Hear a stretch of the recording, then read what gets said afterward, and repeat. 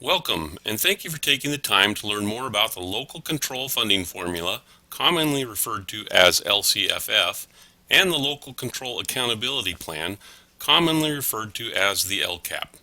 I'm Steve Boyle, Superintendent of the Escondido Union High School District, and we appreciate your spending the next 7 minutes to learn about these monumental changes to school funding.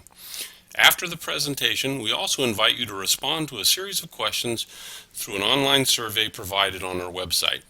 Your input will help us develop our local control accountability plan. Under the old system of financing schools, districts receive two different types of dollars from the state: unrestricted dollars and restricted categorical dollars. Unrestricted dollars could be used for any and all educational purposes within a district. Unrestricted dollars generally were used for employee compensation, instructional programs, and services to our general student population. Restricted or categorical dollars sent from the state had specific priorities assigned to how the dollars could be spent. With over 40 different categorical programs, each of these pots of money had a specific spending requirement that was heavily monitored and regulated by the state of California. Since the Great Recession began in 2007, districts have lost significant dollars that have led to significant reductions. Under the new local control funding formula, the state's goal is to get districts back to where we are receiving 100% of every dollar that we should be getting. Looking at this line graph, you can see the percentage of dollars the district has been getting versus the dollars the state was intending for districts to receive. For the 2013-14 school year, we are getting approximately 74 cents of every dollar the state currently owes the district. The goal of the local control funding formula is that in 7 years this gap will be closed and we will be getting 100% of every dollar owed from the state, with increases provided each year. The new local control funding formula is a new distribution model that allocates dollars to districts based on student populations. All districts get a base grant allocation for their total student population. Districts with significant targeted student populations also get supplemental and concentration grant dollars.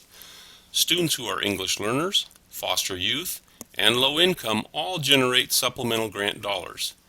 Districts with significant populations, greater than 55%, get an additional concentration grant. So, in the chart, which is closely aligned to our student population, the district will receive roughly, through the local control funding formula, $72.7 million when the LCFF is fully implemented in approximately 7 years.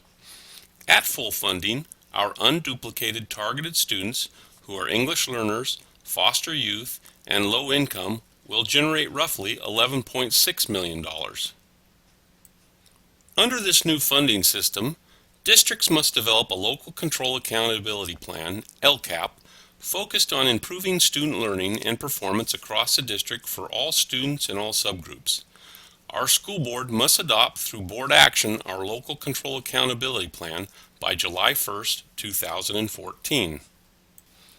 While developing our local control accountability plan, we must address the 8 state priorities which are listed here, but not in any particular order of importance. Under the priority of Williams Compliance Basic Services, we need to ensure that all of our teachers are appropriately credentialed for the courses they are teaching. We need to ensure that every student has the course adopted textbook and that all of our facilities are in good repair. We must work to fully implement the new California Common Core state standards as they are adopted by the State Board of Education. Increasing parent involvement and input through the local control accountability plan process is also a state goal. Increasing student achievement is at the heart of the local control funding formula and certainly one of the 8 state priorities. Our district currently targets and collects data on all the listed items and many other not listed student academic achievement measurements. Increasing student engagement as measured by attendance, dropout rate, graduation rate, and other possible local priorities is a requirement. Steps to improve school climate will need to be identified and measured by suspension and expulsion rates along with other local priorities to be measured.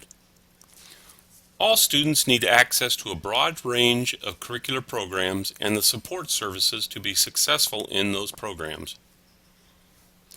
On an annual basis, the district will be responsible for reporting to our community and the San Diego County Office of Education the progress we are making on the goals and measurements we have identified in our local control accountability plan. Based on the 8 state priorities, we would like you to respond to 7 questions through an online survey of how we can better prepare our students to be successful through the local control accountability plan. Thank you for listening to this presentation. Please go to the online survey on our website titled LCAP Survey, and thank you in advance for providing your input.